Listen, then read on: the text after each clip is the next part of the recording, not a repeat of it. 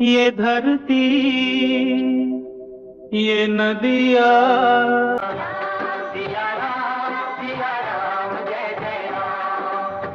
दोस्तों 70 के दशक में एक फिल्म आई थी। फिल्म में एक संयुक्त परिवार था, जीवन की छोटी छोटी खुशियां थी, भजन थे, साथ ही कुर्ता गमछा और धोती पहने बैलगाड़ी पर सवार फिल्म का नायक था। और वो फिल्म थी राष्ट्रीय प्रोडक्शन की गीत गाता चल। और इस फिल्म के नायक के भोलेपन पर सिर्फ इनकी नायिका ही नहीं बल्कि पूरा जमाना दिल हार बैठा। और इनके नायक थे सचिन पिलगांवकर। दोस्तों सचिन फिल्मों में नए नहीं थे। जहां एक और वो बाल कलाकार के रूप में काफी नाम कमा चुके थे, तो वहीं शोले में अहमद के किरदार से उन्होंने दर्शकों की खूब सहानुभूति बटोरी। पर गीत गाता चल की सफलता से वो देश भर में मशहूर हो गए। उनके साथ के ज्यादातर बाल कलाकारों का जहां बड़े होने पर करियर खत्म होने लगा, वहीं सचिन के लिए सफलता के दरवाजे खुलते चले गए। क्या खास बात थी इनमें, जानेंगे आज के इस खास वीडियो में। आप पुरानी यादों को ताजा करना चाहते हैं तो वीडियो से अंत तक बने रहिए। सचिन का जन्म 17 अगस्त 1957 को गोवा के पिलगांव में एक सारस्वत ब्राह्मण परिवार में हुआ। इनके पिता का नाम है शरद पिलगांवकर। इनका पेंटिंग का जमा जमाया कारोबार था, जो मुंबई आने के बाद भी खूब फला फूला और बाद में वो फिल्म प्रोड्यूसर बन गए। सचिन ने अपने करियर की शुरुआत एक बाल कलाकार के रूप में की। इनकी पहली मराठी फिल्म थी हा माझा मार्ग इकला। इसमें महज 4.5 साल की उम्र में बेहद उम्दा अभिनय के लिए इन्हें राष्ट्रपति डॉक्टर सर्वपल्ली राधाकृष्णन से राष्ट्रीय पुरस्कार मिला। एक बार 7 वर्ष की उम्र में इन्होंने गुरुदत्त की फिल्म कागज के फूल देखी थी। फिल्म तो समझ नहीं आई, पर बड़े होकर डायरेक्टर बनने का फैसला जरूर कर लिया। इसके ठीक 2 साल के बाद इनके पिताजी के पास गुरुदत्त का फोन आया। उन्होंने अपने ऑफिस बुलाया। सचिन पिता के साथ जब गुरुदत्त के ऑफिस पहुंचे तो गुरुदत्त ने उनकी उम्र पूछी। जवाब मिला 9 साल। गुरुदत्त ने कहा कि मेरा ओलिवर तो 11 साल का है। ये सुनते ही भोलेपन से सचिन ने पूछा, तो क्या आप इस फिल्म में किसी और को लेंगे? गुरुदत्त तपाक से बोले, नहीं, मैं तुम्हारा इंतजार करूंगा। दरअसल वो ओलिवर ट्विस्ट का हिंदी रीमेक बनाने जा रहे थे, लेकिन इसी बीच 1964 में उनकी मौत हो गई। जब सचिन 11 साल के हुए तो एक दिन गुरुदत्त के छोटे भाई आत्माराम पादुकोण का फोन आया। सचिन पिता के साथ फिर वहीं पहुंचे। उन्हें ओलिवर ट्विस्ट के हिंदी वर्जन की स्क्रिप्ट दी गई। उन्होंने जैसे ही उसे खोला, पहले ही पन्ने पर गुरुदत्त के हैंडराइटिंग में अंग्रेजी में लिखा था, सचिन के साथ बनाने के लिए, जब वो 11 के होंगे। आखिर मरने के बाद भी गुरुदत्त ने अपना वादा निभाया। फिर मंजली दीदी, ज्वेल तीफ, चंदा और बिजली, ब्रह्मचारी और मेला समेत कुल 15 फिल्मों में बाल कलाकार के तौर पर काम करके सचिन ने खूब वाहवाही बटोरी। सचिन उस दौर में थे जब master Raju, junior Mehmood, baby Farida, Raju Shrestha, Alankar Joshi और मास्टर सत्यजीत जैसे बाल कलाकारों ने बड़े पर्दे पर धूम मचा रखी थी और एक दूसरे को कड़ी टक्कर दे रहे थे। लेकिन जैसे जैसे बड़े हुए, इन्हें हीरो के रोल या फिर लीड रोल मिलने बंद हो गए, क्योंकि वो शुरू से ही पब्लिक से लेकर फिल्म मेकर्स तक के जहन में एक बच्चे ही रहे।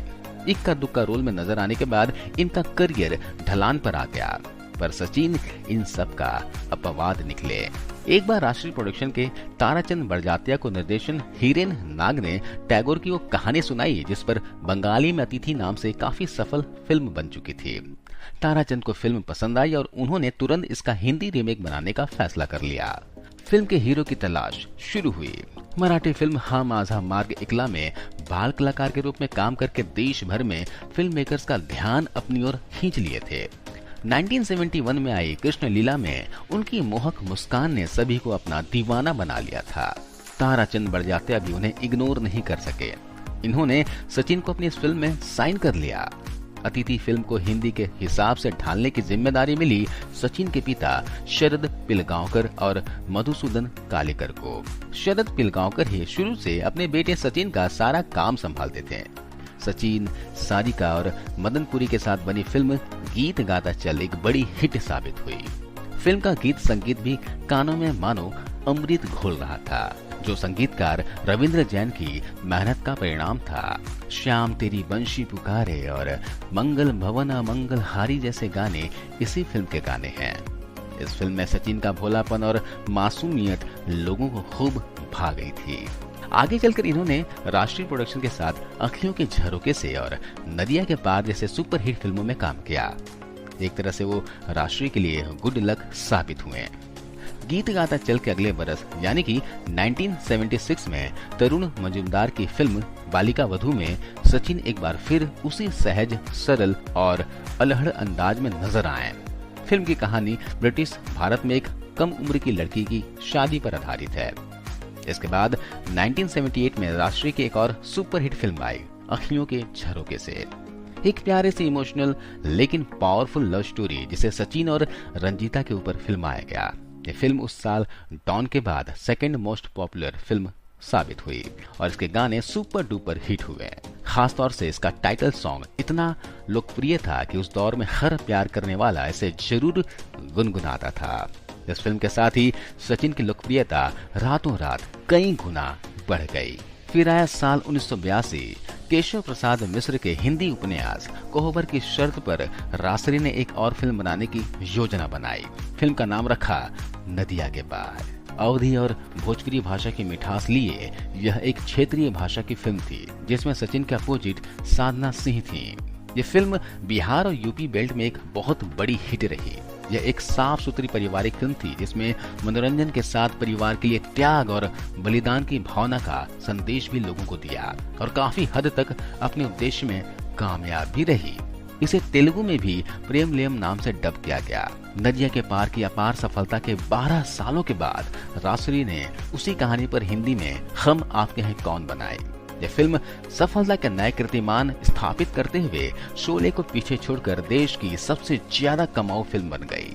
आज भी हम आपके हैं कौन देखकर नदिया के पार की याद आ जाती है और याद आता है इस फिल्म का नायक जो चंदन बनकर आज भी हमारी यादों में जिंदा है।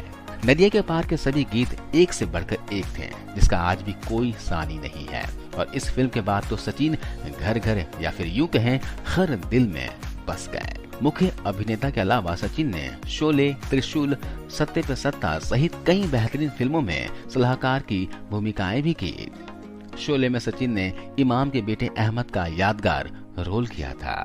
इस फिल्म से जुड़े एक किस्सा हम आपके साथ शेयर करते हैं। फिल्म की शूटिंग 1973 में बेंगलोर से 50 किलोमीटर दूर एक छोटे से शहर में रामनगर में शूट हुई। इसमें सचिन भी काम कर रहे थे। अपने हिस्से की शूटिंग पूरी होने के बाद वो बाकी टीम के साथ वहीं रुक गए। वो रोज सेट पर आते और रमेश सिप्पी के ठीक पीछे बैठकर उनका सारा प्रोसेस देखते। फिल्म के बड़े एक्टर्स को रमेश सिप्पी खुद डील कर रहे थे, तो वहीं एक्शन सीन शूट करने के लिए उन्होंने एक दूसरी टीम बनाई जिसका क्रिएटिव हेड सचिन को बना लिया और उनकी ही देखरेख में शोले का फेमस ट्रेन वाला सीक्वेंस शूट किया गया। आप जानकर हैरान होंगे कि उस वक्त सचिन महज 17 साल के थे। 1982 में मराठी फिल्म माय बाप का निर्देशन कर सचिन ने डायरेक्शन में कदम रखा। इन्होंने 15 से भी ज्यादा मराठी फिल्मों का निर्माण किया और इस क्षेत्र में वो काफी सफल रहे हैं। चलिए अब बात करते हैं उनके निजी जीवन के बारे में। दोस्तों, सचिन 1984 में अपनी दूसरी मराठी फिल्म नौरी मिले नौरियाला बनाने जा रहे थे जिसके लिए एक नई लड़की की तलाश थी। उनकी तलाश नई आई सुप्रिया सनबिस नाम की लड़की पर आकर खत्म हुई। फिल्म की शूटिंग के दौरान सचिन को सुप्रिया से प्यार हो गया लेकिन इजहार की हिम्मत नहीं जुटा पा रहे थे। फिल्म की शूटिंग खत्म होने के बाद किसी तरह डरते डरते इन्होंने सुप्रिया को अपने दिल की बात बताई और शादी का प्रस्ताव रखा। तो सुप्रिया ने कहा कि मुझे तो लगा था कि आपकी शादी हो चुकी है। वो तो शादी के लिए मान गई, पर जब उनके घर वालों तक ये बात पहुंची तो उन्होंने सीधा इनकार कर दिया। वजह थी सुप्रिया केवल 17 साल की थी और अभी पढ़ रही थी और सचिन उनसे पूरे 10 साल बड़े थे। समय बीतता गया, फिल्म नौरी मिले नौरियाला सुपर हिट हो गई। इसके बाद सचिन सुप्रिया के घर वालों को आखिरकार किसी भी तरह से मनवा ही लिए। 21 दिसंबर 1985 को दोनों की शादी हो गई और इन दोनों की एक बेटी है जिसका नाम श्रिया पिलगांवकर है। सुप्रिया टीवी और फिल्मों का जाना माना चेहरा है। फिल्मों के अलावा सचिन ने तू मैं, कड़वी खट्टी मीठी जैसे सफल कॉमेडी टीवी शो में न केवल अभिनय किया बल्कि उन्हें डायरेक्ट भी किया। स्टार प्लस चलती का नाम अंताक्षरी जैसे कार्यक्रमों को होस्ट किया। 2006 में इन्होंने अपनी पत्नी के साथ डांस शो नच बलिए जीता। इसके अलावा इन्होंने कन्नड़ फिल्म एक दंता में भी काम किया। 2018 में हिंदी फिल्म हिचकी में काम किया।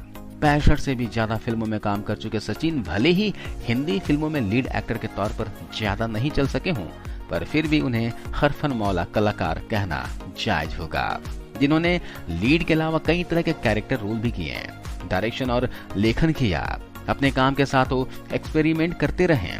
मराठी फिल्म इंडस्ट्री में उन्होंने एक बड़ा मुकाम हासिल किया है। साफ सुथरी बेहतरीन हिंदी फिल्मों को कभी नहीं भूलेंगे, जिसने भारत की सच्ची तस्वीर देखने को मिलती है। तो ये थी सचिन पिलगांवकर के लाइफ से जुड़ी कहानी। सचिन सर की कौन सी फिल्म आपको अच्छी लगती है, कमेंट करके जरूर बताएं, और ये भी बताएं कि वीडियो आपको कैसी लगी। मिलता हूं अगले वीडियो में। जय हिंद।